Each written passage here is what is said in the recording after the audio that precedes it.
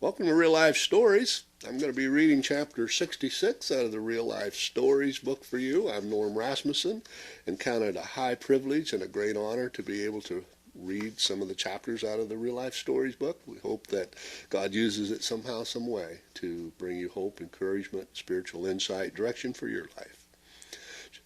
I was lonely and scared. I knew there was something very important missing in my life, but what was it?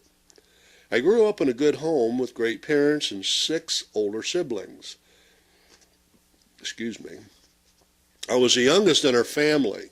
We were a typical middle-class family. We went to church every Sunday. Dad worked, Mom was a housewife, and my siblings were all educated, successful people. I was a pretty normal child, pretty well behaved, a decent student, involved in cheerleading and basketball. Then at age 11, I began to make some pretty terrible choices. My friends and I started experimenting with alcohol. We went from sneaking a beer once or twice a month to getting wasted every weekend. Sometimes we even drank before school. One time during a party at my friend's house, my best friend and I shared an entire bottle of rum and got alcohol poisoning. We fell down the stairs, passed out, and woke up in our own vomit. That was not enough to stop us. I got to the point where alcohol alone could no longer fill the void that I felt in my life. I began to look for other ways to fill the void. When I was 13, I threw a huge party at my parents' house. Their house got trashed, one of their cars was damaged, and there was beer all over the place. 3 months later, when I got ungrounded, I got arrested for shoplifting. I continued to make poor choices. I knew right from wrong, yet I chose wrong every time. I began looking for love in all the wrong places. I began flirting my way too much. I began by flirting way too much, which, when mixed with alcohol, led to sex with whoever took advantage of me while I passed out.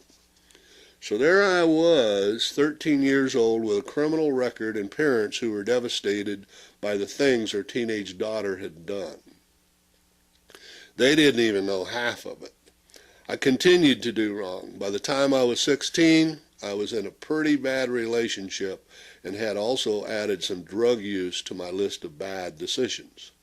The guy I was involved with was a drug dealer, arrested several times and pretty violent.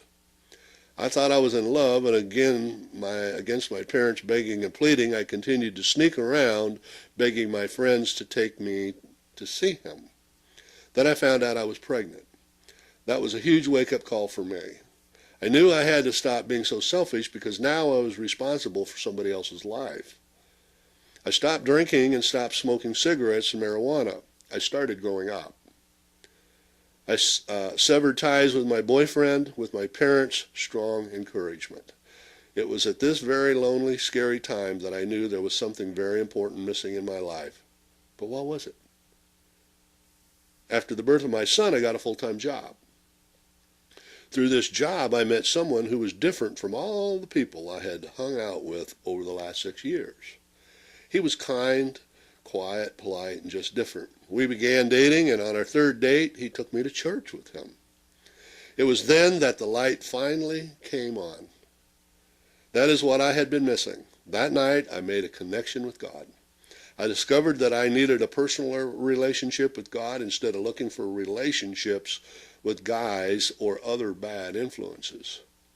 God filled me with his love and changed my life from that night on. Friend, if you're lonely, if you're scared, if you've made wrong choices, if you have something missing in your life like I did, call out for help right now. Call on the one that turned my life around. Call on Jesus. This is written by Valerie. Thank you, Valerie.